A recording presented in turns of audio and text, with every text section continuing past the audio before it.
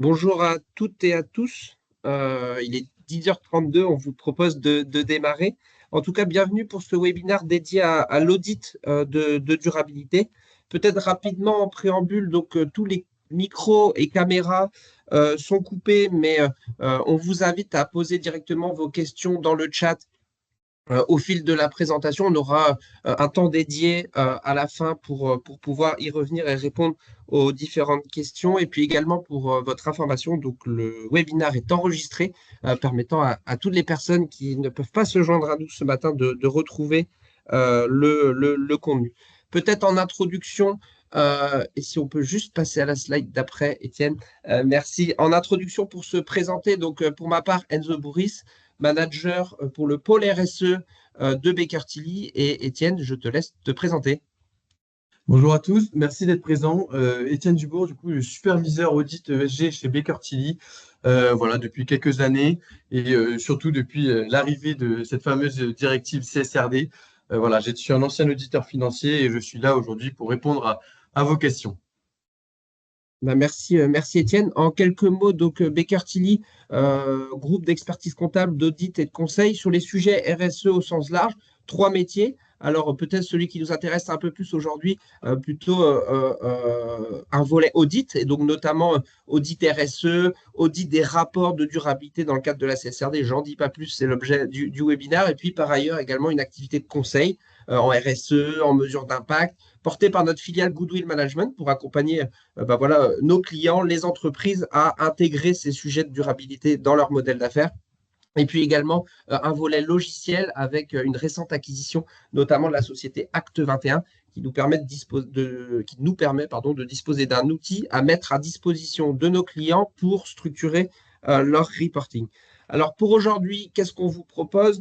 Au menu, on a 1h30 ensemble. On va démarrer par un bref rappel des enjeux de la CSRD, parfois frustrant, mais ce n'est pas l'objet du webinaire. L'idée est juste de rebalayer globalement quels sont les attendus pour les entreprises. Je laisserai Étienne ensuite vous présenter la démarche de l'audit du rapport de durabilité.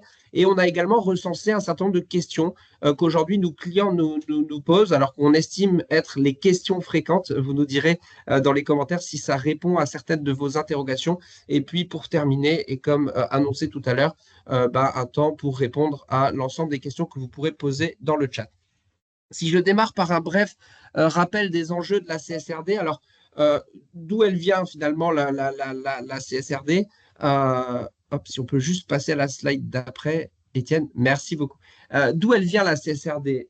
Green Deal européen, la Commission européenne prend l'engagement de réduire de 55% les émissions de gaz à effet de serre d'ici 2030. Pour y arriver, ont émergé et sont à l'œuvre un certain nombre de projets. C'est le cas, par exemple, de la fin des véhicules thermiques en 2035. C'est le cas de la loi zéro artificialisation nette. Et le sujet qui nous concerne un peu plus aujourd'hui, c'est un package finance durable qui reprend, alors on l'a appelé arsenal législatif, le schéma en tout cas à l'écran le démontre. Il est composé de finalement une directive, la directive CSRD que vous voyez au milieu, qui là impose aux entreprises la publication d'un rapport de durabilité, donc qui fait l'état de l'art de où ils en sont sur l'ensemble des enjeux environnementaux, sociaux et de gouvernance. Le pendant de la directive CSRD, c'est le règlement SFDR, qui là, pour le coup, concerne plutôt les acteurs financiers, qui doivent déclarer la part de leurs encours, de leurs financements, qui sont faits dans des secteurs dits souhaitables du point de vue de la transition. Et l'articulation entre cette directive CSRD et ce règlement SFDR, c'est ce que vous trouvez en bas de l'écran, c'est la taxonomie verte. La taxonomie verte, c'est finalement une classification de secteurs d'activité dit comme durable, ou en tout cas contributeur aux objectifs de transition. Et donc, globalement, comment elle marche, cette articulation? C'est qu'il est demandé aux acteurs financiers d'orienter leurs capitaux dans des entreprises qui sont dites vertueuses, donc sur la base de l'ensemble des activités identifiées dans la taxonomie verte. Et pour descendre à un niveau peut-être plus fin, non pas des secteurs, mais des entreprises en tant que telles, elles vont se baser sur les informations qu'on va retrouver dans le rapport de durabilité. Donc voilà peut-être globalement l'articulation du package finance durable tel qu'il est mis en œuvre par la Commission européenne. Peut-être un petit rappel sur le calendrier. avec une première échéance là en 2025, donc notamment pour toutes les entreprises qui étaient historiquement soumises à la NFRD et qui vont devoir publier un rapport de durabilité en 2025 sur leurs données d'activité de 2024. Ça concerne finalement peu d'entreprises aujourd'hui par rapport à la deuxième vague qui probablement est celle qui anime la plupart d'entre vous et notamment une publication du rapport de durabilité en 2026 sur les données d'activité 2025 pour l'ensemble des entreprises, donc qui dépassent deux des trois seuils suivants, 250 salariés, 50 millions de chiffre d'affaires et 25 millions de total bilan. Et par la suite et dans les années à venir, on aura un déploiement progressif, notamment et à noter pour les PME cotées sur un marché réglementé de l'Union européenne et également pour l'ensemble des entreprises qui génèrent un chiffre d'affaires supérieur à 150 millions d'euros sur le territoire européen. Donc voilà rapidement pour le calendrier. Peut-être les objectifs de la CSRD et aujourd'hui le focus est mis sur la manière de structurer le reporting. Je voulais juste profiter de rappeler peut-être l'esprit du texte de la directive CSRD. La directive CSRD est finalement un cadre méthodologique permettant aux entreprises de questionner peut-être la vulnérabilité de leur modèle économique, leurs impacts, leurs risques, leurs opportunités par rapport à ces enjeux de durabilité. L'objectif étant, premièrement, finalement, pas tant de faire du reporting que de s'assurer que l'entreprise peut tenir debout toujours dans les années à venir avec finalement cet exercice un peu de cartographie des risques, des impacts, des opportunités. Peut-être en résumé, 4 objectifs. Le premier, mettre au même niveau les informations financières et extra-financières. Deuxième objectif, harmoniser les pratiques de reporting ESG. La CSRD a pour ambition de s'imposer comme le standard en matière de durabilité, ce qui va nous permettre entre nous quand même de pouvoir comparer les entreprises entre elles et également pour les entreprises qui se sont mis depuis longtemps à la RSE, peut-être leur faire reconnaître aussi un avantage concurrentiel parce que des pratiques sincères, réelles, sérieuses qui seront reconnues et qui leur permettra d'être comparées à certains de leurs concurrents par exemple. On dénombrait pour information aujourd'hui entre 100 et 150 référentiels différents qui étaient utilisés par les entreprises. Là, l'objectif, c'est de venir harmoniser ces pratiques de reporting. Troisième objectif, et qui peut-être est celui qui nous concerne aussi un tout petit peu aujourd'hui, garantir une information de durabilité, de qualité, fiable et comparable, et notamment avec l'intervention d'un vérificateur sur le contenu du rapport de durabilité. Et quatrième objectif, et peut-être le plus important, finalement, c'est de financer cette transition et donc d'orienter les investissements vers les entreprises qui sont les plus vertueuses en matière de durabilité. Alors, le contenu du rapport de durabilité, je le dis et je présente en tout cas un peu les attendus dans le rapport. On y reviendra juste après, mais peut-être pour rappel, la directive CSRD, qu'est-ce qu'elle nous dit? Elle impose la publication d'un rapport de durabilité pour les entreprises. On l'a dit juste avant. En complément, on trouve ce qu'on appelle les normes ESRS. On essaiera de ne pas faire trop d'acronymes avec Étienne ce matin, mais on trouve les normes ESRS. Qu'est-ce qu'elles nous disent, les normes ESRS? Elles nous précisent l'information de durabilité qu'on va devoir retrouver dans les rapports.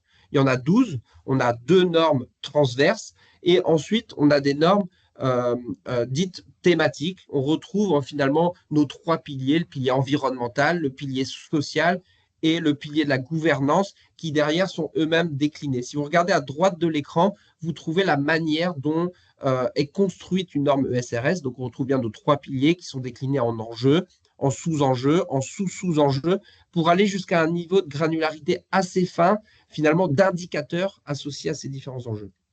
C'est les fameux 1200 data points dont tout le monde a finalement entendu parler avec une petite précision sur ces 1200 indicateurs. Un tiers de données qui sont quantitatives et 2 tiers qui sont plutôt qualitatives au sens descriptif, narrative, finalement qui présentent par exemple des politiques mises en place par l'entreprise. Et ce qu'il faut retenir par rapport à ces normes ESRS, c'est qu'elles sont soumises à une analyse de matérialité. L'enjeu pour une entreprise n'est pas de publier 1200 informations, elle est d'identifier quels sont les éléments qui permettent de rendre compte sur les sujets qui sont pertinents, significatifs pour elle. On aura l'occasion d'y revenir puisque l'analyse de matérialité fait l'objet d'une des conclusions qu'on doit mener en tant qu'auditeur. Peut-être à l'écran, voilà un peu l'objectif avec Étienne ce matin était un peu de baliser le chemin pour les entreprises pour les mener jusqu'à finalement la publication du rapport de durabilité. Donc on a pris un peu le processus global tel qu'on le voit aussi à l'œuvre aujourd'hui chez nos clients. Un premier temps hyper important de formation, de sensibilisation, alors de sensibilisation plutôt à destination des instances de direction, du COMEX, du top management, là plutôt pour embarquer l'entreprise sur le sujet, mais aussi pour s'assurer que la CSRD sera bien un projet transverse dans l'entreprise. Et puis un temps de formation à ne pas négliger, notamment plutôt pour l'équipe projet, pour les personnes qui seront directement impliquées d'un point de vue opérationnel sur la CSRD. L'objectif étant, au-delà de se former, de bien assimiler les attendus de la directive CSRD, notamment en termes de méthodologie, mais également en termes de cadre d'audit. Ça va faciliter aussi l'interaction entre l'entreprise et le vérificateur qui vont finalement parler le même langage sur tout ce processus. Une fois que cette étape a été faite, un travail à mener sur le périmètre. J'en dis pas trop sur le périmètre, Étienne y reviendra, juste à distinguer qu'est-ce qui relève des entités du groupe et qui du coup seront bien intégrées dans la consolidation faite au niveau du rapport de durabilité de la chaîne de valeur. La CSRD aujourd'hui demande aux entreprises de se pencher sur toute la chaîne de valeur et finalement tout l'amont avec les fournisseurs, tout l'aval avec les clients pour identifier les impacts, les risques, les opportunités sur toute la chaîne de valeur et notamment réduire des dépendances qui peuvent être liées aussi à des fournisseurs, des clients, etc. Donc un travail à faire sur le périmètre en tant que tel, avant de rentrer finalement dans ce qu'on appelle la pierre angulaire de la CSRD, qui est cette analyse de double matérialité, qui, si je le fais en une seule phrase, nous sert à quoi? Nous sert à identifier quels sont les impacts, les risques, les opportunités pour l'entreprise, et donc, au regard de ça, quels sont les enjeux matériels et quel est le nombre de data points sur lequel l'entreprise est attendue. Deux étapes ensuite, alors que j'ai mis peut-être de manière distincte, mais qui sont un peu itératives, un travail à faire sur la stratégie. Est-ce que l'ensemble des enjeux que j'ai identifiés comme matériels font l'objet d'une politique, d'un plan d'action, de projets mis en œuvre dans l'entreprise pour se prémunir de ce risque ou pour aller capter cette opportunité-là? Donc ça, c'est plutôt un volet finalement stratégie qui va au-delà du reporting. Et la deuxième étape, on va dire un peu en parallèle, elle concerne le reporting. Alors avec forcément, nous, une préconisation de notre part pour inviter les entreprises à aussi se doter d'outils, soit de leur système d'information existant, soit d'un outil externe, mais qui leur permettent de structurer tout le reporting, notamment la collecte de données, la consolidation des données, la mise à jour des données. Et donc, un travail qui est non plus pas forcément à sous-estimer. Nous, le temps moyen qu'on voit dans les entreprises, c'est entre 2, 3, 4 mois entre le moment où on sait quels sont les indicateurs qu'on doit collecter et la manière dont on va aller structurer la collecte de données, préciser toutes les procédures de collecte, etc. etc. Et puis derrière, et là on se rapproche finalement de l'audit en tant que tel et de la publication du rapport de durabilité avec des possibilités d'audit à blanc qui sont assez pertinentes. On le voit là pour les entreprises aujourd'hui, notamment qui veulent vérifier que la méthodologie d'analyse de matérialité, elle est bien conforme aux attendus de l'audit. Donc, la possibilité d'échelonner une phase d'audit à blanc pour les entreprises en amont de la publication du rapport et donc de l'audit légal. J'essaye de faire rapide parce que l'objectif, c'est effectivement de ne pas parler que du contexte et d'aller assez vite sur la démarche d'audit. Je veux juste faire un dernier point sur la taxonomie. La taxonomie est un peu aujourd'hui la grande oubliée. Tout le monde se préoccupe finalement aujourd'hui de la CSRD et à juste titre. Et parfois, la taxonomie arrive un peu derrière. Rappel quand même sur la taxonomie. Le rapport de durabilité inclut la publication d'indicateurs en lien avec la taxonomie. Si je la fais en deux phrases, la taxonomie peut-être trois. Pour rappel, la taxonomie est la classification des activités économiques qui sont considérées comme durables par la Commission européenne et qui contribuent à 6 objectifs environnementaux, 2 climatiques, atténuation du changement climatique et adaptation au changement climatique, et 4 objectifs, on va dire, environnementaux un tout petit peu plus larges que le climat, notamment et à savoir l'utilisation durable et la protection des ressources aquatiques et marines, la transition vers une économie circulaire, la prévention et la réduction de la pollution, et puis le quatrième qui est la protection et la restauration de la biodiversité et des écosystèmes. Donc l'ensemble des activités identifiées pour contribuer à ces objectifs-là, elles ont été, en fait, elles sont très claires, hein, elles sont identifiées. Il y a 16 macro-secteurs qui sont, eux, déclinés en 151 activités. Merci, Étienne, c'est plus parlant. Donc, ces 16 secteurs d'activité qui sont dits comme contributeurs aux objectifs environnementaux évoqués juste avant sont, eux, déclinés derrière en 151 activités. Si on peut revenir juste sur la slide d'avant, Étienne, pour rappeler le processus qui est attendu par les entreprises. Première étape, il faut déjà questionner l'éligibilité de ces activités. Alors, qu'est-ce que ça veut dire quand on parle d'activité? J'ai beaucoup d'entreprises qui me disent: Ah, mais Enzo, moi, mon secteur d'activité, il est concerné par la taxonomie, je ne l'identifie pas dans les macro-secteurs. Alors, en fait, quand on parle d'activité éligible, il faut regarder 3 éléments. Il faut regarder les activités en tant que telles de l'entreprise, c'est-à-dire le chiffre d'affaires qu'elle réalise, mais il faut également regarder ses CAPEX et ses OPEX, et donc ses investissements ou ses dépenses d'exploitation. Je donne un exemple: une entreprise qui investit dans une ombrière solaire sur son parking, eh ben, ce n'est pas son activité, au sens, ce n'est pas son chiffre d'affaires. Pour autant, c'est un investissement ou une dépense d'exploitation que l'entreprise a faire qui est contributrice a priori à l'objectif d'atténuation du changement climatique et donc constitue une activité qu'il va falloir retenir comme éligible au niveau de l'entreprise à la contribution à la taxonomie. Une fois que ces activités ont été identifiées comme éligibles, elles ont 3 conditions à remplir pour être considérées comme durables, considérées comme alignées. On entend parfois le terme d'activité alignée à la transition. La première, c'est qu'elle contribue significativement à un des 6 objectifs. Je parlais de l'ombrière solaire, elle contribue bien à l'atténuation du changement climatique lié à la réduction des émissions de gaz à effet de serre. Elle ne doit pas porter préjudice à un autre des 6 objectifs environnementaux. C'est-à-dire que mon ombrière solaire, si elle détruit de manière significative des écosystèmes en fonction de son implantation, etc., etc., elle ne pourra pas être considérée comme durable parce qu'elle porte préjudice à un des 6 objectifs environnementaux, un ou plusieurs d'ailleurs. Et troisième condition, elle doit respecter des garanties minimales sociales, sociétales, notamment travail illégal, interdiction du travail illégal, travail des enfants, droit de l'homme, droit du travail. Si elles respectent ces 3 conditions, alors elles sont alignées. Et pour chacune d'entre elles, il va falloir déterminer des indicateurs qui vont être la part du chiffre d'affaires durable, donc contributeur à la taxonomie, la part des CAPEX, OPEX durables, donc contributeur à la taxonomie. J'en parle aujourd'hui parce que la taxonomie fait bien l'objet d'une des conclusions de l'audit en tant que tel. Et peut-être, Étienne, je te laisse tout nous raconter sur la démarche d'audit et finalement, de manière opérationnelle, quel est l'exercice que va vivre l'entreprise à l'issue de la publication de son rapport de durabilité. Merci beaucoup Enzo. Challenge relevé en 20 minutes. Tu as réussi à dérouler toutes ces nouvelles législations en termes de reporting de durabilité. Aujourd'hui, on est là pour vous parler un peu d'audit de durabilité.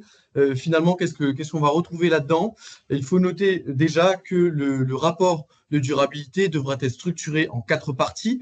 On va retrouver les informations générales, qui est réglementée par le SRS 2, les informations environnementales, le SRS E1 à E5, les informations sociales du S1 au S4 et les informations de gouvernance, le G1. Il faut savoir que dans le rapport, elles vont devoir être structurées de cette façon avec ces 4 parties. Et il faut noter aussi que les informations relatives à la taxonomie se retrouveront dans les informations environnementales. Un vite historique de ce qui se passe au niveau de la vérification. La transposition de la CSRD dans le droit français est arrivée en décembre 2023 et à ce moment, le H3C est devenu le H2A. Qu'est-ce que le H3C? Qu'est-ce que le H2A?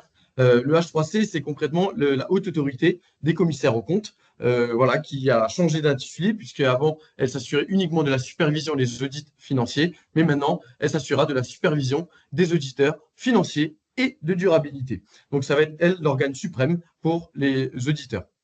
Une fois cette transposition actée, le H2A a dû prendre les choses en main puisqu'il n'y avait pas encore de normes d'audit. Donc, le H2A a publié des lignes directrices pour guider les auditeurs dans la vérification des rapports de durabilité. Il faut savoir que dans ces lignes directrices publiées en octobre 2024, le H2A a aussi donné 2 modèles de rapport de certification du rapport de durabilité. Tout cela avant octobre 2026, où on est censé recevoir finalement des normes définitives d'audit par la Commission européenne. En attendant cela, en tout cas en France, on se conformera aux lignes directrices du H2A.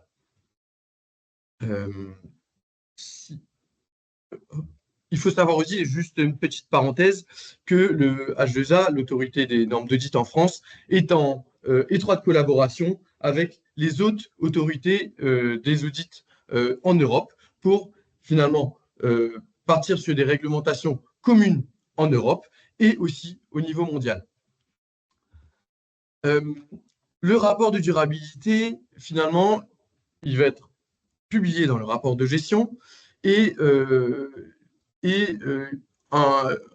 vérificateur devra donner 4 conclusions. Donc, ces 4 conclusions porteront sur un peu ce qu'on s'est dit juste avant, avec le processus de détermination des informations en matière de durabilité à publier. Donc, grosso modo, le respect du principe de double matérialité. Quand vous allez déterminer vos enjeux à publier, vos data points à publier, comme vous a présenté Enzo, vous allez devoir réaliser une analyse de double matérialité qui respecte certains critères définis dans la réglementation et le régulateur devra s'assurer que vous avez bien respecté l'ensemble de ce processus de détermination de vos enjeux matériels. Il y a aussi une obligation du consultation du CSE. Donc tout ça fera partie du premier avis donné par le vérificateur. Ensuite, arrivera la conformité de l'information avec les états financiers et les normes ECRS qui font l'objet d'un avis. Donc c'est-à-dire que votre rapport de durabilité aura des informations qui devront corroborer avec les informations dans le rapport financier. Effectivement, il ne doit pas avoir de discordance significative entre les informations publiées dans le rapport de durabilité et celles publiées dans votre rapport financier. Et la conformité aux ESRS, il en va de soi. Troisième avis, le respect des exigences du règlement taxonomie. Donc la taxonomie verte fera l'objet d'un avis à part entière. Donc si on a bien respecté les critères d'éligibilité, d'alignement et les indicateurs. Enfin, un quatrième avis qui est la conformité avec l'exigence de balisage de l'information au format électronique. Il faut savoir que le rapport de durabilité sera publié dans le rapport de gestion, donc de manière tout à fait traditionnelle, mais il devra aussi pouvoir être extrait de manière informatique et avec une méthode de balisage qui pourra permettre au régulateur par la suite de vérifier de manière informatique les informations publiées dans votre rapport de durabilité. Nous espérons que finalement tout ça puisse être consultable par tout un chacun pour voir et comparer les informations de durabilité des entreprises entre elles. Donc ça fera un avis à part entière, mais aujourd'hui, il nous manque encore de réglementation là-dessus. Donc sur les premières années, nous allons nous concentrer sur les 3 premiers avis. Le 4e avis arrivera par la suite. Il faut savoir que quand vous voyez cela, le régulateur, finalement, il a 4 avis à émettre, alors que dans le rapport financier, il n'avait qu'un seul avis, ce qui justifie quelque peu un peu la complexité pour l'auditeur aussi de vérifier toutes ces informations. Donc, il faut savoir que le vérificateur aura 4 avis qu'il pourra émettre sur chacune de ses conclusions. Donc, la première, c'est l'impossibilité d'émettre un avis motivé, puisque tout simplement, par exemple, il n'a eu aucune information, donc il ne peut valider, peut émettre un avis là-dessus. Le deuxième, ce serait un avis de non-conformité motivé. Donc là, puisque l'entreprise soit n'a publié aucune information, elle n'a pas forcément les informations pour justifier les choses qu'elle a publiées dans son rapport, ou deux, puisque elle a mis des informations qui ne corroborent pas avec les ESRS et la taxonomie. Ensuite, un avis de conformité assorti de réserves motivées. Donc là, ça veut dire que globalement, dans son rapport, les informations sont justes, mis à part certains éléments où là, le vérificateur, il émet une réserve parce que effectivement, il y a peut-être des incohérences sur ces informations. Et enfin, un avis de conformité où le vérificateur, il dit que oui, un utilisateur lambda peut se reposer sur ce rapport. Il n'y a pas d'informations ayant des erreurs significatives. On a fait un petit focus sur les avis motivés qui peuvent être soit pour les non-conformités et pour les réserves, soit pour des accords ou pour l'imitation. Des accords, c'est tout simplement il y a un biais d'information, enfin, il y a une mésentente entre les informations publiées par l'entreprise et le vérificateur. Et deuxièmement, l'imitation, c'est que juste le vérificateur n'a pas pu se reposer sur des informations fiables pour s'assurer que la donnée était bonne. Donc finalement, on va retrouver des avis de non-conformité pour des accords ou pour l'imitation. Rapidement, les grandes étapes de l'audit. Lors de l'audit, on aura bien sûr la phase de prise de connaissance et la planification des travaux. Donc ça, c'est vraiment, si vous nommez votre CAC actuel en tant qu'auditeur de votre rapport de durabilité, cette phase, ça sera effectivement beaucoup plus courte, mais ça permet aussi aux auditeurs de communiquer et de valider l'étendue de la mission et se dire, OK, elle va commencer en octobre, donc on va l'étendre d'octobre à février, ou on va tout commencer à partir de 2025. Par exemple, si je suis soumis à la publication dès 2025. Ensuite, on aura l'analyse de méthodologie de double matérialité. Je ne reviens pas là-dessus, Enzo vous l'a présenté, mais l'idée, c'est de s'assurer que finalement, l'entreprise a bien respecté le principe de double matérialité pour déterminer ses enjeux. Troisième, contrôle des procédures internes. Donc là, le vérificateur va s'assurer que finalement, en interne, vous avez mis en place des procédures pour s'assurer que finalement, la donnée, elle se découle, elle se reflète bien dans votre rapport de durabilité et que derrière tout ça, on a un process qui est documenté et qui permet de retracer finalement cette donnée publiée dans le rapport. C'est quelque part un peu la piste d'audit. Ensuite, en quatrième étape, le vérificateur va s'assurer que l'entreprise respecte bien les ESRS et la taxonomie. Enfin, cinquième étape, qui aujourd'hui n'est pas encore, qui n'arrivera pas forcément dans vos audits, c'est la vérification du balisage. Enfin, la dernière, qui est la synthèse et le rapport du vérificateur. Voilà, ce sera une restitution finale et voilà, qui va permettre de se dire finalement dans cet audit, qu'est-ce qui s'est passé, qu'est-ce qu'on a découvert pendant cet audit et comment on peut améliorer finalement le rapport pour l'année prochaine. Et bien sûr, il y aura l'AG où sera présenté ce rapport de durabilité où le vérificateur devra obligatoirement être invité pour être présent, au cas où les associés auraient des questions. Donc, si on repart sur le premier axe, l'analyse de double matérialité, je ne reviens pas dessus. Voilà, il va devoir s'assurer que ce concept est respecté. Rapidement, Enzo vous l'a expliqué, mais voilà, il va devoir s'assurer que les enjeux ont été construits au regard des ESRS, que les impacts, risques et opportunités déterminées pour chacun de ces enjeux ont bien été déterminés et bien identifiés, que ces impacts, risques et opportunités ont été correctement au regard des ESRS, et enfin que toute cette cotation ait bien été consolidée. À titre d'exemple, qu'est-ce qu'un vérificateur pourrait vous poser si vous êtes entreprise comme question? Est-ce que pour la première étape, l'entreprise a bien identifié les enjeux spécifiques au regard de son secteur? Est-ce que l'entreprise a bien identifié les enjeux ESG qui découlent de l'annexe 16 des ESRS, par exemple? Est-ce que, pour l'étape 2, par exemple, est-ce que l'entreprise a bien distingué les impacts négatifs d'un côté des risques financiers de l'autre? Est-ce que l'entreprise a bien dissocié les impacts positifs d'un côté qui reposent sur la matérialité d'impact et les opportunités financières de l'autre qui se reposent sur la matérialité financière? Enfin, sur la cotation, qu'est-ce que le vérificateur pourrait vous poser comme question? Est-ce que l'intégralité des impacts, risques et opportunités ont été cotés ou pas? Est-ce que la méthodologie de cotation des impacts, risques et opportunités est-elle bien conforme aux ESRS? Par exemple, pour la cotation d'un impact négatif, on va devoir prendre en compte l'importance de l'impact, sa rémédiabilité, son étendue et sa probabilité d'occurrence. Donc, en gros, est-ce que ces 4 critères ont bien été utilisés pour la cotation de l'impact? Et finalement, dans le quatrième, qu'est-ce que l'auditeur pourrait se poser comme question? Est-ce que l'entreprise a bien pris en compte la cotation la plus élevée des impacts, risques et opportunités pour coter son enjeu? Donc, je ne rentre pas vraiment dans le comment on fait une cotation, etc. Mais voilà, ce sont des questions que l'auditeur pourrait vous poser. Si vous avez connaissance un peu de cette cotation, comment elle se déroule, voilà Et peut-être ce que juste, l'auditeur pourrait vous poser. Oui.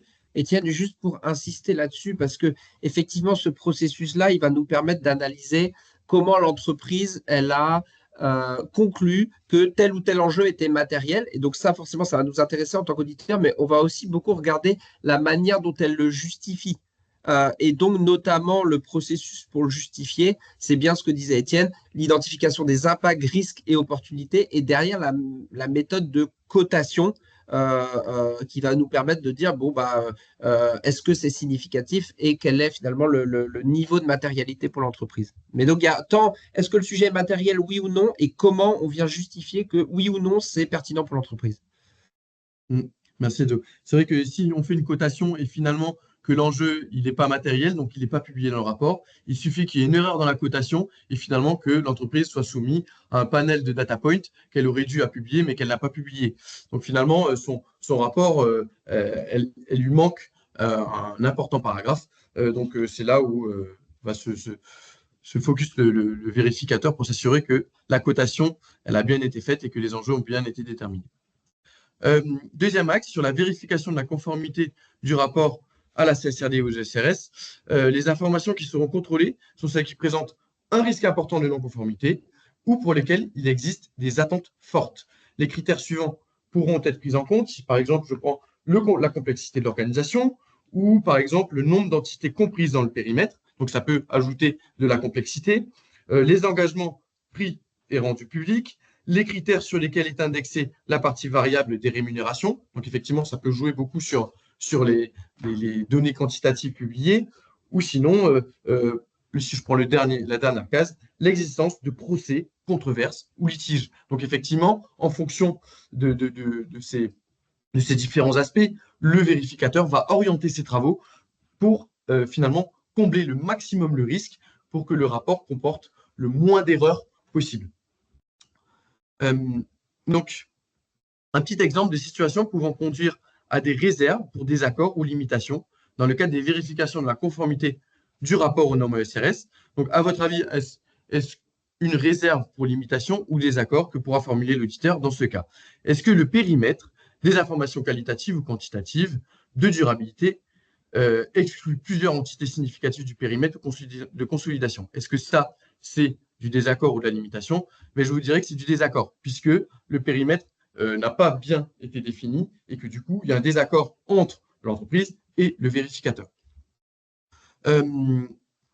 En deuxième point, qu'est-ce qu'on pourrait se dire? Est-ce que la société a publié des informations sur les émissions relatives à l'émission de polluants dans l'air, mais n'a pas fourni au vérificateur les données de calcul et leurs sources? Donc là, on sera sur de la limitation, puisque le vérificateur a les données publiées par l'entreprise, mais n'a pas les éléments pour le justifier. Donc, il n'est pas en mesure aujourd'hui de s'assurer que ces données, elles sont fiables. Une autre question, est-ce que la société a présenté des objectifs de décarbonation ambitieux, mais n'a pas fourni au vérificateur les différents leviers et les baisses correspondantes? Donc là, on sera sur de la limitation, puisque, pareil, le vérificateur n'a pas les informations, il n'a pas les leviers pour s'assurer que ces informations, elles pourront être respectées. Si on part sur le troisième axe, qui est la conformité avec la taxonomie, donc le vérificateur examinera les aspects suivants. Je ne vais pas tout vous détailler, Enzo l'a bien détaillé au début. Donc, il va s'assurer qu'au niveau d'éligibilité des activités, l'entreprise respecte la réglementation, donc qu'elle a bien contrôlé les activités déterminées comme éligibles et va déterminer aussi les activités déterminées comme non éligibles. Il va s'assurer que finalement, toutes les activités éligibles ont bien été considérées et que toutes les activités non éligibles n'ont pas du tout été prises en considération. Deuxième point, l'alignement des activités économiques éligibles. Donc là, il va s'assurer que le principe d'alignement est respecté avec les trois critères que Enzo a détaillés un peu avant. Et enfin, les indicateurs clés de performance, est-ce qu'ils ont bien été calculés? Donc, que ce soit des indicateurs en termes de chiffre d'affaires, de CAPEX ou d'OPEX, et que finalement, ces indicateurs corroborent avec les états financiers. Et là-dessus, en complément aussi, Étienne, en fait, nous, Mm. en tant qu'auditeurs, on passera pratiquement autant de temps à vérifier le process méthodologique, c'est-à-dire la manière dont vous avez analysé et donc identifié des activités éligibles et alignées, que finalement l'indicateur en tant que tel, qui sera la traduction concrète de la contribution à des objectifs. Donc, il y a bien ces aspects-là, méthodologie et derrière, ben, indicateurs concrets qu'il faut avoir en tête. Donc, 4 avis de conformité. Donc, pour un exemple, pour la taxonomie, prenons par exemple le cas où une entreprise n'a pas mis les tableaux requis par le règlement de taxonomie dans son rapport. Donc là, on sera sur un désaccord, puisque le vérificateur, il demande à ce que les tableaux soient fournis dans le rapport. Les tableaux ne sont pas fournis. Il y a un désaccord entre les deux. Voilà, donc là, on sera sur un avis pour désaccord. 2, la société considère certaines activités comme durables alors qu'elle n'a pas analysé les critères d'examen technique. Donc là, on sera aussi en désaccord puisque l'entreprise n'a pas respecté la réglementation. Enfin, un troisième exemple, absence de justificatif ou de source traçable pour des actions et aux résultats jugés importants. Donc là, effectivement, vous l'avez compris, on sera en limitation puisque le vérificateur n'a pas les informations pour s'assurer que les résultats sont fiables. Donc, point de vigilance pour les commissaires aux comptes lors de l'audit du rapport de durabilité par rapport à l'audit financier finalement. Donc, il y a une certaine différence. Là, on est sur des informations qui sont différentes. Donc là, on est sur de l'environnement, du social et de la gouvernance. Ça peut conduire à beaucoup d'extrapolations, de calculs complexes notamment. Donc voilà, le vérificateur, il va devoir être beaucoup plus vigilant et s'assurer que finalement, il y a une concordance sur ce qui a été extrapolé, par exemple. On a un périmètre qui est très élargi. Donc, on a tout le périmètre financier consolidé. Donc, on n'est pas au niveau des comptes sociaux, on est au niveau de comptes consolidés, au niveau groupe. Et en plus de cela, dans l'analyse de la double matérialité, il faudra prendre en compte la chaîne de valeur pour déterminer ses impacts, ses risques et ses opportunités. Donc, effectivement, on va devoir ouvrir notre spectre en tant qu'entreprise. Et nous, en termes de vérificateurs, on va s'assurer que ce spectre il a bien été ouvert et que les parties prenantes ont bien, les intérêts des parties prenantes ont bien été pris en considération dans notre analyse des enjeux. Enfin, les procédures de contrôle interne déployées pour une information beaucoup plus large. Donc effectivement, là, on va devoir, les vérificateurs vont devoir s'assurer qu'on a des procédures qui sont détaillées pour l'ensemble des informations publiées. Donc, on est sur de l'environnement, du social et de la gouvernance. On a des indicateurs multiples et variés qui peuvent impliquer du coup un nombre important d'acteurs dans l'entreprise. Donc, qui demande du coup 2 fois plus de procédures internes. Donc voilà, le nombre de procédures à contrôler sera 2 fois plus important. On voulait faire un petit rappel des questions aussi fréquentes que sur l'audit de durabilité. Donc, c'est des questions qui nous reviennent souvent de nos clients et aujourd'hui, on voulait les partager avec vous. Donc, une question qui revient souvent, c'est quel périmètre retenir pour l'établissement de mon rapport de durabilité. Donc, effectivement, je vous ai parlé de rapport consolidé juste avant. Donc, effectivement, dans votre rapport de durabilité, le rapport de durabilité, il va devoir se faire au niveau groupe. On ne va pas se situer au niveau de chaque filiale, sauf si c'est une volonté du groupe, c'est ce qui est toujours possible.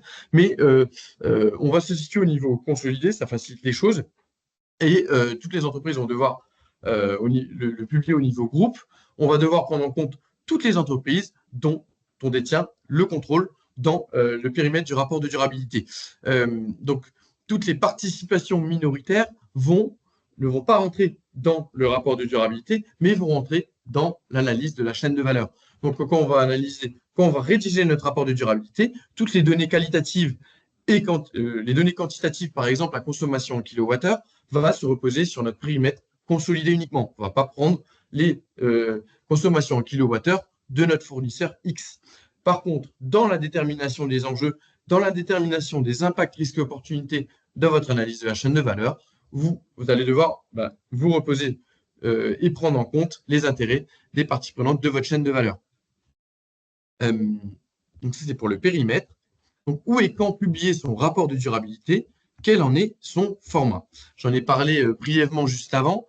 Donc, si on parle du format, on aura une publication digitale, donc la publication des rapports au format ESEF, donc c'est un format européen.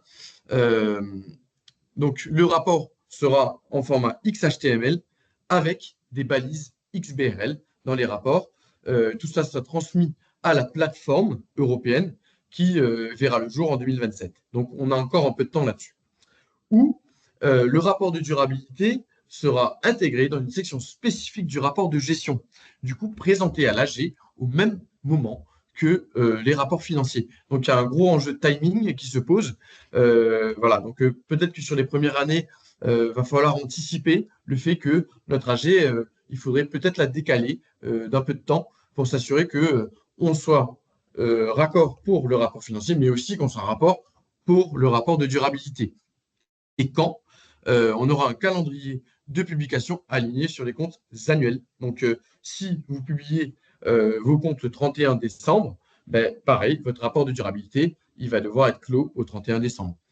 Donc, juste pour précision, le format ESEF ne s'appliquera pas uniquement à la section du rapport de gestion ou du rapport sur la gestion du groupe spécifique aux informations de durabilité, mais à l'ensemble de ces rapports. Et ça, il faut insister là-dessus parce qu'il y a peu d'entreprises qui ont forcément ça en tête ou sont au courant, mais c'est bien l'ensemble des rapports qui vont être publiés et qui vont se retrouver sur la plateforme, pas juste les informations de durabilité. Donc, merci Enzo. Troisième question. Donc, qui peut auditer mon rapport de durabilité et quelles sont les conditions de nomination du vérificateur? Donc, de multiples options existent. Donc, la première option généralement choisie, c'est mon ou mes commissaires aux comptes, si j'en ai plusieurs, actuels. Donc, c'est ce qui est parfois plus simple parce qu'il a déjà une connaissance de l'entité, mais il faut que ce commissaire aux comptes ait obtenu le visa de durabilité et qu'il soit inscrit sur une liste spécifique de la Haute Autorité de l'Audit. Ça peut être aussi un autre commissaire aux comptes que mes commissaires aux comptes actuels pour la vérification de mon rapport d'audit financier. Ça peut aussi être un organisme tiers indépendant, du coup, qui n'est pas commissaire aux comptes, mais qui est accrédité par le COFRAC et présent sur une liste spécifique de la Haute Autorité d'audit. Ça peut aussi être plusieurs commissaires aux comptes, ça peut être aussi un CAC et un organisme tiers indépendant. Donc voilà, il y a de multiples options qui se présentent à vous, mais comme pour la certification des états financiers, le CAC ou l'organisme tiers indépendant est nommé par l'Assemblée générale ordinaire sur recommandation du comité d'audit aux organes de gouvernance pour les EIP, les entités d'intérêt public, avec un mandat d'une durée de 6 exercices, sauf disposition transitoire la première année. On va en parler juste après. Donc, pour la première nomination, des dispositions transitoires ont été prévues. Effectivement, vous avez plusieurs options. La première option qui s'offre à vous, c'est vous nommer votre vérificateur de durabilité comme votre commissaire aux comptes sur les comptes financiers sur 6 exercices, comme ce qui se fait aujourd'hui en France. Ou sinon, sur la durée du mandat financier restant à courir. Je m'explique. Vous avez un commissaire aux comptes, vous décidez de nommer votre commissaire aux comptes actuel pour la vérification de vos informations de durabilité. Son mandat se termine dans 3 ans ou dans 2 ans. Donc, dans 2 ans, partons sur 2 ans. Donc, vous allez pouvoir nommer votre vérificateur de durabilité sur 2 ans et ce vérificateur sera votre CAC actuel. Troisième possibilité, c'est de nommer sur 3 exercices. Donc ça, c'est juste en transitoire. Et les options pour le second mandat.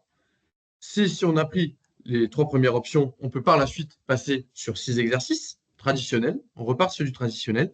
Ou si on a fait une nomination sur 3 ans, on peut ensuite renommer ce vérificateur sur la durée du mandat financier restant à courir. Donc, voilà, plusieurs possibilités s'offrent à vous pour peut-être parfois tester votre vérificateur pour s'assurer que finalement, vous avez fait le bon choix. Donc, parfois, il paraît judicieux de nommer sur des durées plus courtes. À noter que la convocation du commissaire aux comptes à toutes les réunions du conseil d'administration, ou du directoire et du conseil de surveillance qui examinent et adoptent le rapport sur les informations de durabilité est obligatoire et vous avez obligation, les entreprises ont obligation de convoquer leur vérificateur de durabilité à toutes les assemblées d'actionnaires. Question 4. Quel intérêt de nommer son commissaire aux comptes pour la certification de son rapport de durabilité? Donc effectivement, hein, les entreprises parfois préfèrent nommer leur vérificateur. Voilà, on vous a listé 6 raisons pour lesquelles ça peut avoir un intérêt. Mais il aura une approche par les risques, ils connaîtront vos risques. Donc, il saura où aller vérifier les informations là où il y a du risque. Ça vous permet aussi, en tant qu'entreprise, de savoir finalement avoir les recommandations de nos vérificateurs pour savoir où je peux m'améliorer. On aura une connectivité forte entre les informations financières et les informations de durabilité. Étant donné que ce commissaire aux comptes aura validé vos comptes financiers, il saura exactement ce que vous avez là-dedans et ça pourra permettre une meilleure correspondance entre les informations financières et les informations de durabilité. Troisième intérêt, on aura une connaissance des exigences légales et réglementaires de l'entité. Parfois, les entreprises sont soumises à des réglementations particulières. Donc ça, le vérificateur en aura connaissance. On aura aussi des tests pour vérifier la cohérence et la fiabilité des données, qui sont beaucoup plus cohérents au regard de la connaissance de l'entreprise. On aura une connaissance nécessaire des procédures de contrôle interne de l'entité et de son organisation et de sa gouvernance. Le vérificateur, il connaîtra déjà tout ça, si vous renommez votre CAC actuel. Donc finalement, ça simplifiera les choses. Et une même autorité de contrôle de vérification pour le financier et la durabilité, la HESI. Donc finalement, voilà, le fait de nommer son commissaire aux comptes actuel a un intérêt. Ça permet finalement de faire une meilleure analyse des risques. Le vérificateur connaîtra votre organisation, connaîtra les différentes personnes, les différents interlocuteurs. Ça facilitera beaucoup plus ces échanges. Donc, il y a parfois un intérêt à nommer ces commissaires aux comptes actuels. Il est à relever aussi on a une levée du secret professionnel du CAC prévue avec le vérificateur de durabilité, si ce n'est pas la même personne. Et le CAC a déjà une relation de confiance avec la gouvernance de l'entreprise. Donc, ce qui peut parfois être l'intérêt principal de renommer son CAC actuel. 5e question, quel niveau d'assurance pour l'auditeur de durabilité pour formuler ses avis? Donc, il faut noter que sur les premières années, on aura une assurance limitée. Qu'est-ce que ça veut dire?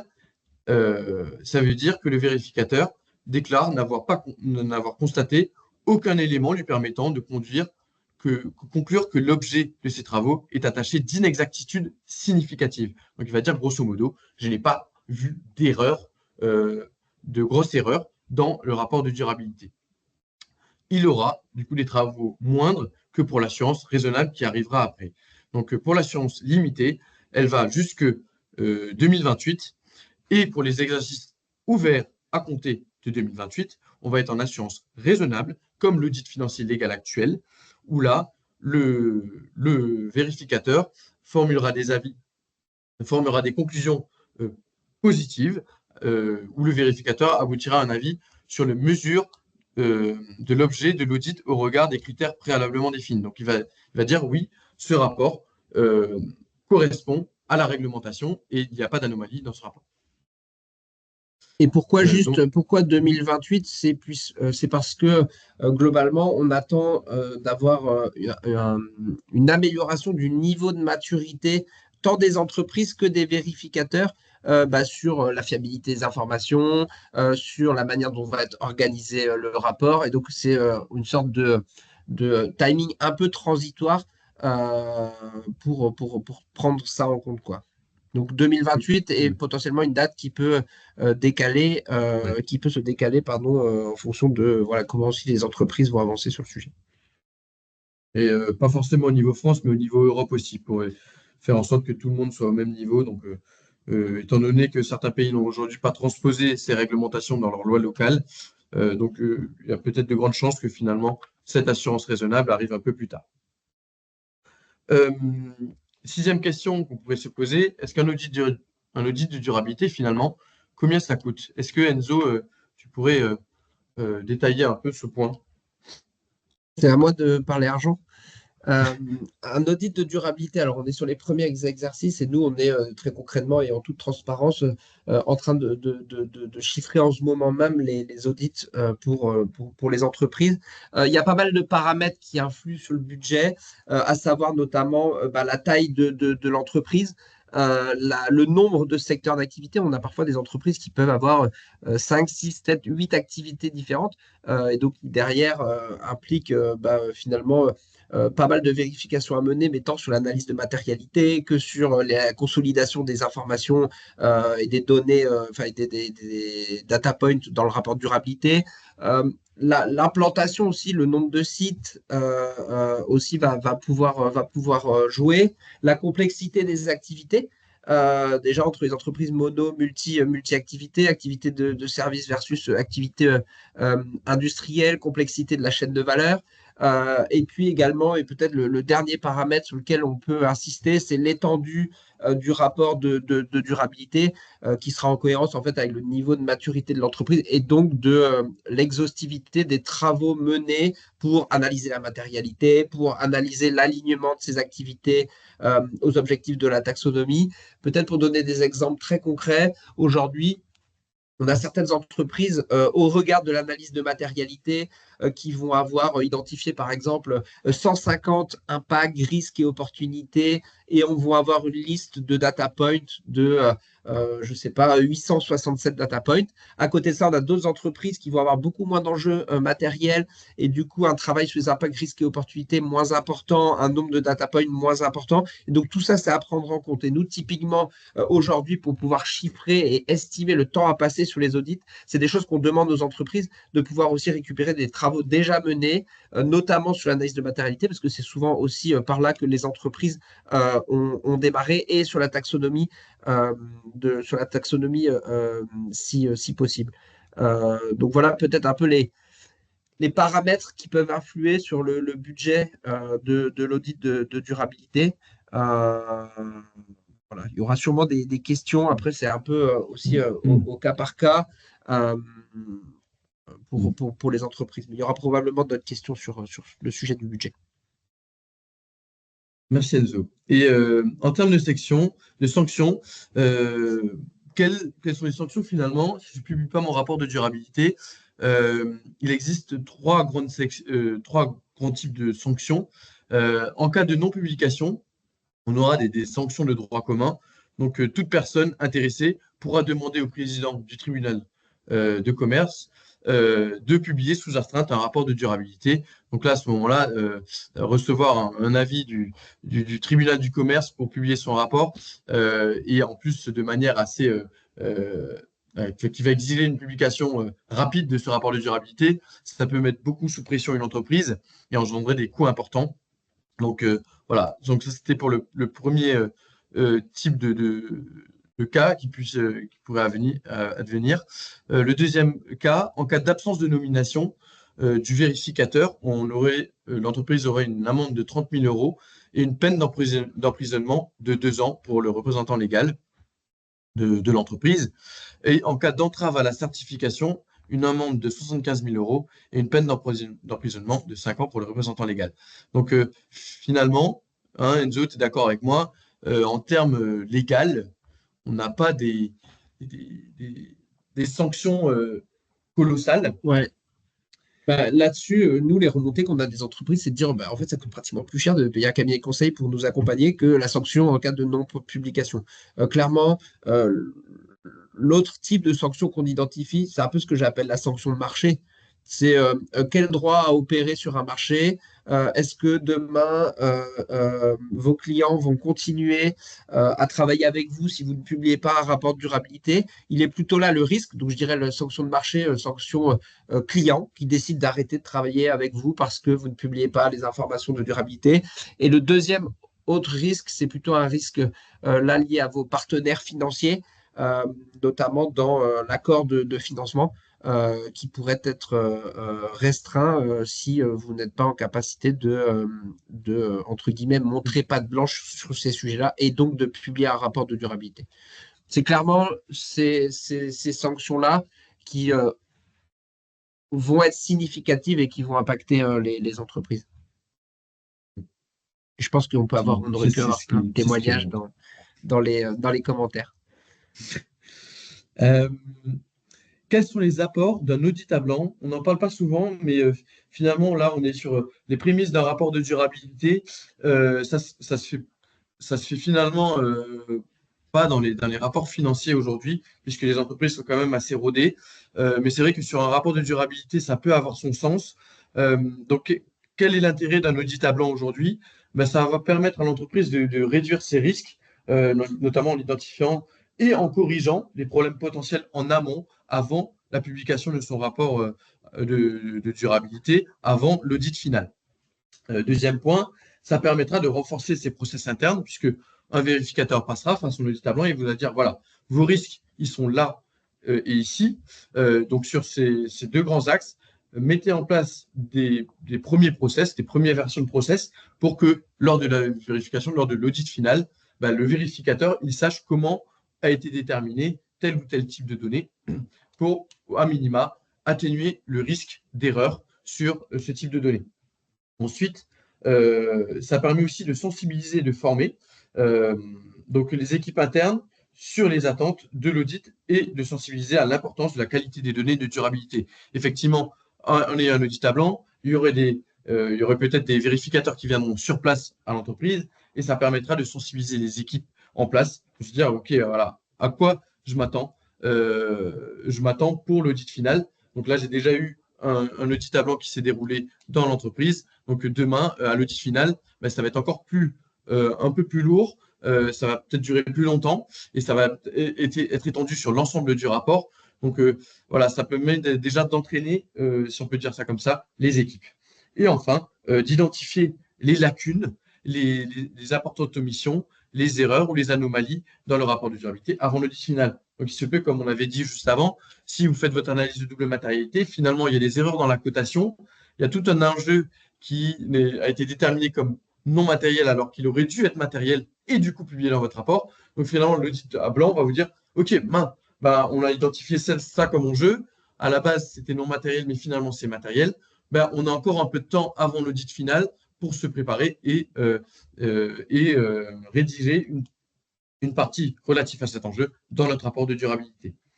Est-ce que Enzo, là-dessus, Ouais, en fait, quand j'ai commencé à regarder les questions dans le chat et qui probablement justifient la pertinence d'un audit à blanc, et notamment avec pas mal de questions sur les possibles exclusions, sur les périmètres, les groupes qui seraient multi-activités, et se poser la pertinence de finalement, j'ai une activité qui représente moins de 10% de mon chiffre d'affaires.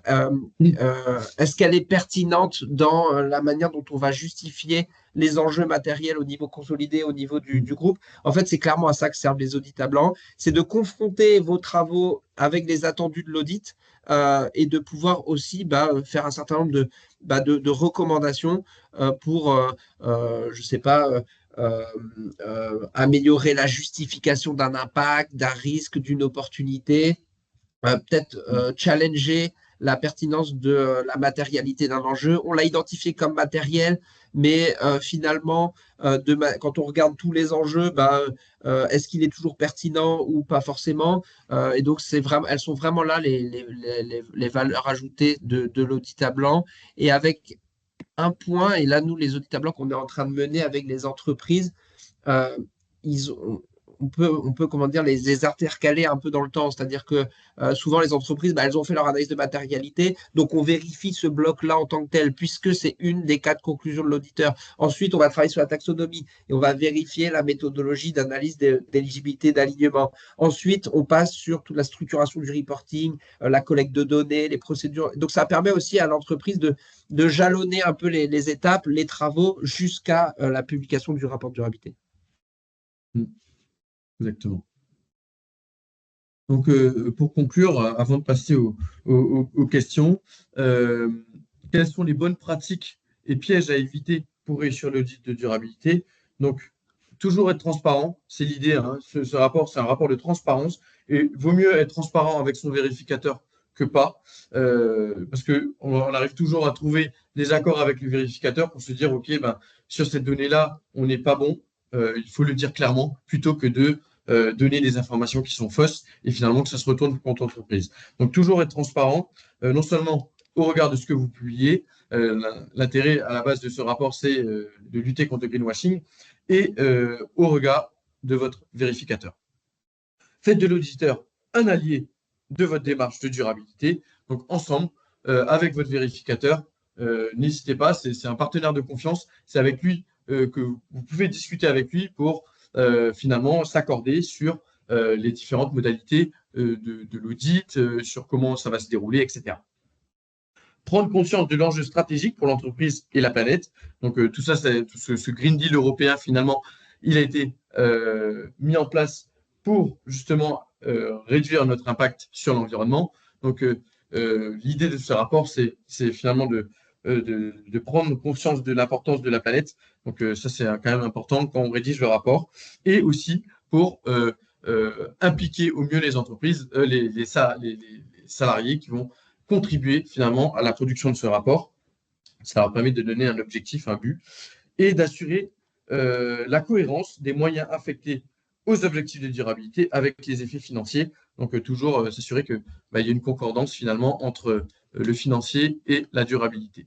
Ce qu'il ne faut Et pas faire, peut-être juste, oui, Étienne, par rapport à prendre conscience de l'enjeu stratégique, en fait, quand on voit le temps que ça prend pour les entreprises et potentiellement le coût que ça implique, l'idée, c'est vraiment de se dire comment est-ce qu'on va au-delà du reporting, de la mise en conformité, mais véritablement se poser la question de la pérennité de l'entreprise compte tenu des enjeux de durabilité. Et c'est vraiment un exercice. Alors, nous, c'est un peu le témoignage qu'on a avec nos clients. C'est-à-dire qu'au début, ils rentrent un peu par la porte en disant, bon, la CSRD arrive, il faut qu'on soit conforme, il faut qu'on publie un rapport de durabilité. Et en fait, finalement, qui se prennent quand même pas mal au jeu parce que toute cette analyse de matérialité, elle permet vraiment aussi de scanner toute l'entreprise dans son écosystème, avec ses parties prenantes, quels sont les impacts, quels sont les risques, opportunités qui peuvent être aussi partagés avec des parties prenantes.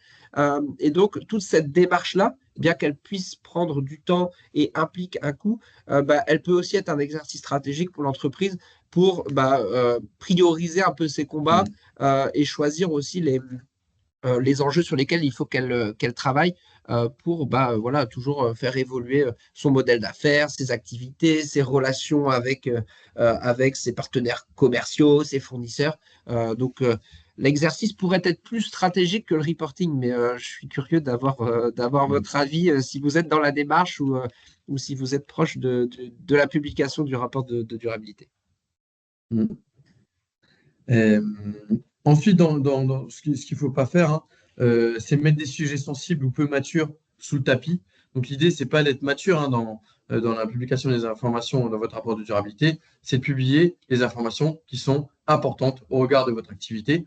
Donc, ne pas mettre les enjeux sous le tapis, ne pas procrastiner, comme on dit, et attendre que les concurrents publient pour s'y mettre. Vaut mieux être en avance, même si on fait voilà, peut-être des coquilles sur la première publication, mais vaut mieux sur les premières démarches, mais vaut mieux se lancer maintenant pour déjà embarquer les collaborateurs et les équipes projet.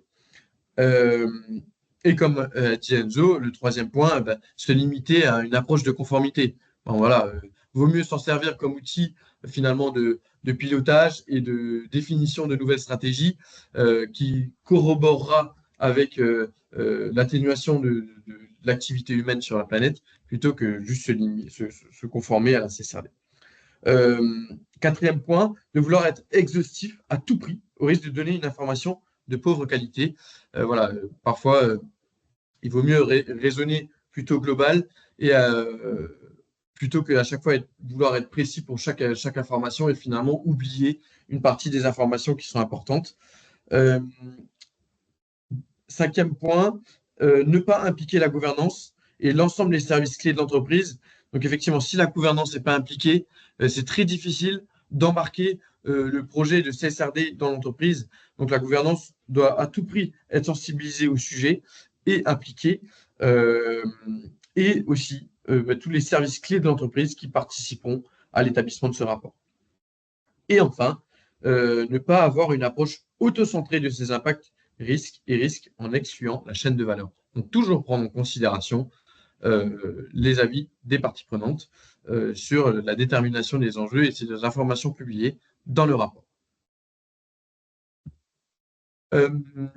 Donc, finalement, 3 grandes étapes là pour vous en tant qu'entreprise. Il peut en avoir plusieurs, mais les étapes majeures là, c'est pour toutes les entreprises qui ne se sont pas formées. C'est le premier pas à faire, se former à la CSRD et aussi embarquer la direction. Voilà, donc nous, c'est ce qu'on conseille à nos clients. Si vous n'êtes pas formé, finalement, bah, vous ne pouvez pas vous lancer dans le rapport de durabilité et les pilotes qui sont en entreprise bah, ne savent pas forcément ce qu'ils vont retrouver et tout ce que ça implique. Donc, très important. Et comme je vous ai dit juste avant, embarquer la direction dans ce projet est vachement important et ça permet finalement de sensibiliser l'ensemble des collaborateurs. Si au niveau de la direction, ils sont sensibilisés, tout ça va découler au niveau de l'ensemble des filiales et des services de l'entreprise. Et enfin, nommer le vérificateur, que ce soit un ETI ou un CAC, donc ETI, organisme indépendant, ou votre commissaire aux comptes, à l'AG précédant la date de clôture des comptes pour laquelle mon entreprise est concernée. Donc, dès votre prochaine AG, pour celles qui sont soumises à une publication 2026 sur les données 2025, vous allez devoir nommer votre vérificateur à l'AG. Donc, il faudra l'inscrire à l'ordre du jour. Et là-dessus, Étienne, par rapport à la formation, aujourd'hui, en fait, les entreprises disposent déjà des compétences sur les enjeux de durabilité.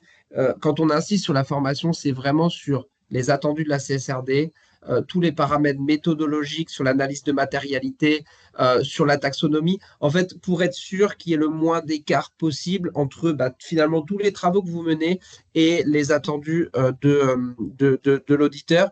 Peut-être, et juste avant de passer aux questions-réponses, parce qu'il y en a pas mal dans le chat, nous, de notre côté, en termes d'actualité, on a 2 webinaires à venir sur le mois de décembre, notamment un webinaire dédié à la démonstration de notre outil qu'on a appelé MyCSRD, donc avec Acte 21, donc notre logiciel de reporting en lien avec la CSRD, donc le 10 décembre de 11h à midi. Et puis également un webinaire dédié au sujet de la taxonomie le 13 décembre de 9h à 10h, porté par les équipes de Goodwill et peut-être les prochaines dates de formation, pareil, qui sont disponibles sur notre site internet. On a 2 sessions à venir sur la CSRD en tant que telle et on en aura d'autres à venir sur la taxonomie les 11 et 12 décembre prochains, ainsi que les 28 et 29 janvier. Donc voilà en tout cas pour ces éléments-là. Ce que je vous propose, c'est qu'on passe aux questions. Alors, il y en a plusieurs, si je les prends dans l'ordre.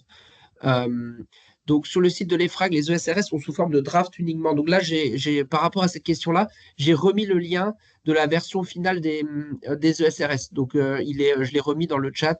Je pense que tout le monde y a accès puisque c'est dans le volet conversation. Alors, bonjour. Sur quels critères une entreprise novice dans l'exercice du rapport de durabilité doit-elle se baser pour délimiter sa chaîne de valeur? Alors là, peut-être juste en préambule, la question, c'est toujours le même exercice, c'est quelle partie prenante et donc derrière, quel impact, risque et opportunité, ou est-ce qu'on identifie déjà des impacts, risques et opportunités en lien avec les ESRS et on va identifier les parties prenantes. Nous, la manière dont on accompagne les entreprises aujourd'hui, c'est premier exercice de bien cartographier tout l'écosystème. avec des fournisseurs. Après, on peut rentrer dans des niveaux de détail, hein. Ça peut être des types de fournisseurs, fournisseurs industriels, fournisseurs en prestations intellectuelles, mais en tout cas de cartographier l'écosystème de l'entreprise, fournisseurs, partenaires, ça peut être distributeur en fonction si on est sur une activité de production, clients finaux, fournisseurs, partenaires financiers, et se poser la question, quand on passe l'ensemble des enjeux en revue, se demander quel est l'impact, le risque et l'opportunité tant pour les entités de l'entreprise en tant que telles, celles qui sont concernées au niveau au niveau du groupe, que pour la chaîne de valeur. Donc voilà un peu rapidement comment est-ce qu'on procède à l'exercice pour identifier ce qui relève de l'entreprise versus ce qui relève de sa chaîne de valeur. Le balisage n'est pas attendu dès 2025. Donc effectivement, c'est ce qu'Étienne disait tout à l'heure. Alors, nous, on invite forcément les entreprises à l'anticiper au maximum, notamment pour toutes les entreprises qui s'équipent d'outils, de questionner les éditeurs sur la possibilité d'intégrer ce langage-là. Mais en tout cas, le balisage ne fera pas l'objet d'une conclusion sur le premier rapport. On est en attente de deux choses, la méthodologie de vérification pour les auditeurs ainsi que la plateforme au niveau européen. Euh, alors, Qu'est-ce qu'on a? H2A et ANC préconisent une proportionnalité des audits de durabilité. En réalité, les audits intermédiaires s'avèrent souvent hyper fouillés. Les auditeurs soulèvent des questions parfois peu pertinentes. CAC égale seulement 90 heures de formation. Et les entreprises perdent du temps à leur répondre au détriment des plans d'action. Votre bon conseil sur le cadrage de l'audit? Bien choisir son auditeur. J'ai pas le Marina. Bien choisir son auditeur. C'est aussi pour ça et pour le justifier que le groupe Baker Tilly a fait le choix aussi d'intégrer des nouvelles activités, notamment ses filiales Goodwill Management, Acte 21, pour aller chercher tant de l'expertise que de l'expérience sur les enjeux. Goodwill, c'est un peu plus de 20 ans. Mais je comprends tout à fait ce point de vue. On part sur du reporting, mais c'est aussi, il faut se dire aussi que faut raisonner en macro, hein, et se dire que finalement, on va faire un reporting au niveau de notre entreprise pour finalement savoir où on en est au niveau de la France et de l'Europe en matière de durabilité. Et ça va pousser finalement après, quelque part, les entreprises à mettre en place des plans d'action. Mais effectivement, quand on regarde les informations à publier dans le rapport de durabilité, souvent, les informations à publier sont les politiques et actions que vous allez devoir mettre en place sur tel ou tel sujet. Donc ça aussi, il faut publier. Donc effectivement, ce rapport de durabilité, non seulement pousse à publier des informations, mais aussi pousse à mettre en place des politiques. Effectivement, à l'époque, c'est uniquement basé sur mettre en place des politiques dans l'entreprise. Mais aujourd'hui, en plus de ça, se rajoute l'intérêt du reporting, mais c'est aussi pour faire un état des lieux chez vous. Il faut savoir où vous en êtes. Donc, il ne faut pas négliger cet apport finalement de la CSRD. Mais je conçois tout à fait que finalement, on a moins de temps pour mettre en place des actions. Pouvez-vous donner un exemple du type de questions-tests qui seront posées par un vérificateur au sujet de la taxonomie? Là-dessus, ce qu'on disait tout à l'heure avec Étienne, c'est qu'il y a vraiment deux sujets. C'est la méthodologie qui est employée pour identifier les activités qui sont à la fois éligibles et alignées. Donc ça, on posera les questions en fait, sur la méthodologie. Est-ce que vous avez passé en revue les 151 activités? Donc ça sera vraiment lié à la méthodologie. Et sur l'indicateur en tant que tel, ça peut être du contrôle sur pièce. Alors on n'ira pas vérifier, c'est pas notamment ce qui nous est demandé de vérifier l'ensemble des indicateurs, mais on procédera par pertinence et puis et par contribution significative. Et donc on peut demander des éléments de preuve en fait pour aboutir aux euros que vous allez identifier comme contributeurs, que ce soit du chiffre d'affaires, des dépenses, des investissements. Concernant le périmètre, il y a possibilité d'exclure les entités qui ont une contribution inférieure à 10%. Alors, je n'ai pas le détail de la question. Est-ce que c'est 10% du chiffre d'affaires? Oui, c'est 10% du chiffre d'affaires. Effectivement, les ESRS ils nous disent que effectivement, si on a une filiale, par exemple, une activité qui représente moins de 10% du chiffre d'affaires, on peut omettre de publier des informations sur cette filiale, mais il y a deux conditions.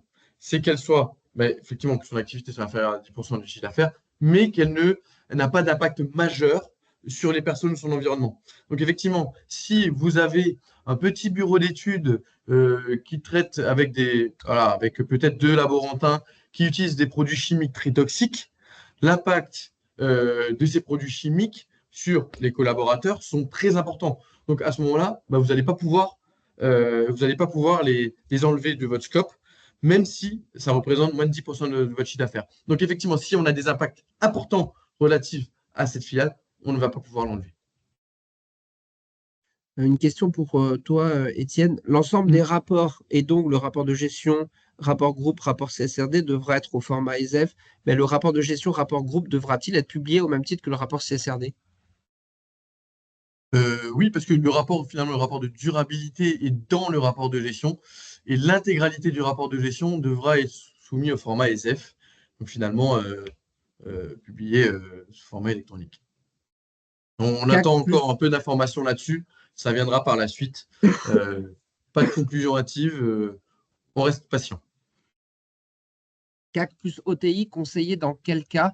Là-dessus, moi, en fait, alors déjà, ce que disait Étienne, bien vérifier qu'ils sont inscrits sur la liste du H2A, qui leur donne, qui les met en Totalement. capacité de pouvoir vérifier votre rapport de durabilité. CAC plus OTI, quelle pertinence ou dans quel cas?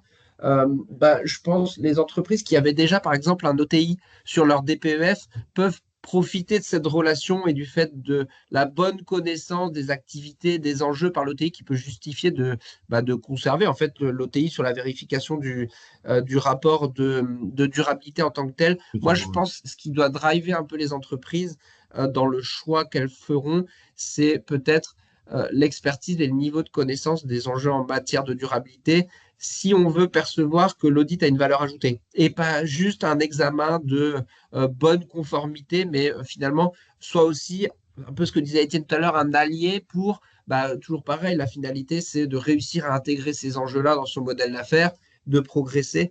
Donc pour moi, c'est plutôt ça un peu le critère de pertinence. Vous procédez aux audits à blanc, y compris pour des entreprises dont vous n'êtes pas l'auditeur final. Euh, oui, tout à fait. Euh, alors, ce qui peut être intéressant dans ce cas-là, ce qui est tout, alors le risque juste, et je le dis en toute transparence, c'est que si on fait l'audit à blanc et qu'on n'est pas auditeur derrière, c'est que ça vous prenne pas mal de temps en interne parce que nous, on va devoir rentrer dans vos activités, reprendre tous vos travaux et en fait, vos commissaires aux comptes ou en tout cas l'auditeur final devra le refaire aussi. Donc, je ne sais pas si en termes de bande passante, ça peut être pertinent, mais en tout cas, Mm. pour challenger vos travaux, vérifier qu'on répond bien aux attendus de l'audit, etc. Effectivement, tout à fait en capacité de mener un audit à blanc. Quel département dans l'entreprise, ça c'est pour toi Étienne, quel Mm. département dans l'entreprise finalement est en lien et sera amené à collaborer avec les Ouais. auditeurs externes? Ça dépend, ça dépend. Donc, si vous avez un pôle RSE dans votre entreprise, effectivement, bah, ce sera ce pôle qui sera réellement le lien, qui sera finalement le pilote de ce rapport de durabilité. Mais sinon, ce je vois de plus en plus finalement, c'est la direction financière, puisqu'ils ont l'habitude des reporting au détriment de la direction RH, par exemple. Euh, donc, ce qu'on voit en général, c'est qu'on a un pilote RSE, mais dans la négative, euh, la direction financière, ou parfois dans les deux cas, c'est porté par la direction RSE et la direction financière. Donc, on a en pilote un membre des deux départements pour la préparation et pour l'audit finalement de ce rapport de durabilité. Euh, Hop, alors je regarde juste. Bonjour, si le CAC ou l'OTI a apporté des conseils, un accompagnement à la rédaction du rapport, peut-il être auditeur? Ça, c'est une question toujours sensible. Effectivement, en théorie, l'auditeur, il audite, le conseiller, il conseille. Et on ne peut pas faire les deux. Quelqu'un qui conseille et qui audite, ça veut dire finalement qu'il corrige les erreurs qu'il aurait commises lui-même, enfin, qui vérifie le rapport qu'il aurait lui-même Le réalisé. contenu qu'il a. Euh, donc, l'idée vraiment, c'est de distinguer vraiment ces deux volets. Après, il peut arriver que dans les relations qui existent entre le commissaire au compte et l'entreprise, que le commissaire au compte apporte quelques recommandations. Mais effectivement, il n'est pas là pour réaliser des ateliers sur la double matérialité, faire des consultations de parties prenantes avec vous et vous dire quoi mettre à chaque fois dans votre rapport de durabilité et finalement vous dire à quel data point vous êtes soumis. Non. Donc, l'idée, c'est vraiment de distinguer ces deux-là, puisque sinon, finalement, il y aura un risque, non seulement pour vous, mais aussi pour votre vérificateur, puisqu'il aura fait une mission de conseil en plus de sa mission d'audit. Voilà. Hop,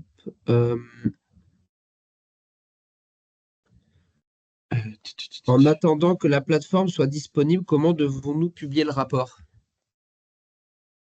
Bah, pour le coup, il sera, alors, pas encore énormément de précision là-dessus, mais en théorie, ce sera envoyé au greffe, comme pour les comptes financiers. Voilà, donc en attendant cela, les rapports sont envoyés au greffe. Voilà, donc pas plus de précision que ça. Ok, je balaye parce qu'il y a Ouais, des ouais. questions qui se ressemblent. J'ai peur qu'on me Euh, mélange. On se mélange si je commence à me mettre aussi. non, non. Euh, Alors, je- bonjour, vous avez évoqué tout à l'heure le fait que le calcul de données pour le rapport de durabilité nécessitera sans doute des extrapolations, des estimations. Ouais. Quelles données sont acceptables ou non par les auditeurs de durabilité? Parmi les suivantes, données N-1, 12 mois glissants, et donc j'imagine pas sur l'exercice comptable Hmm. en tant que tel. Données réelles sur 10 mois plus 2 mois d'estimation. Quelle sera la position de l'auditeur? Merci Violaine pour ta question. Donc, Violaine, pour répondre à votre question, effectivement, pour la première année, on ne demande pas, on n'impose pas les publications des données N-1. Donc déjà, ça vous enlève un certain volet. Mais par contre, pour ce qui arrive, ce qui est du reste, effectivement, parfois, on peut se dire, bah, on a embarqué, on a commencé notre démarche d'identification des informations quantitatives à publier. Du coup, on a des informations sur 10 mois, mais on n'a pas les informations sur les 2 mois restants. Effectivement, une extrapolation peut être faite. Donc, ça va influer sur les données de la première année. Mais voilà, vu que si c'est bien expliqué et que c'est dit dans le rapport, voilà, pour les 2 derniers mois, une extrapolation a été faite du fait du manque de données. Pour le vérificateur, c'est une information tout à fait plausible, mais il faut que voilà, les calculs ils soient justifiés et expliqués pour que le vérificateur puisse en prendre connaissance. Merci Étienne. On a parcouru l'ensemble des questions. En tout cas, merci pour votre participation. Naturellement disponible avec Étienne pour répondre à vos questions, pour poursuivre les échanges. Et puis, on va vous adresser aussi le replay euh, de l'intervention de ce matin. Merci en tout cas. Très bonne journée à vous et peut-être à bientôt. Merci. Au revoir. Merci, au plaisir. Au revoir.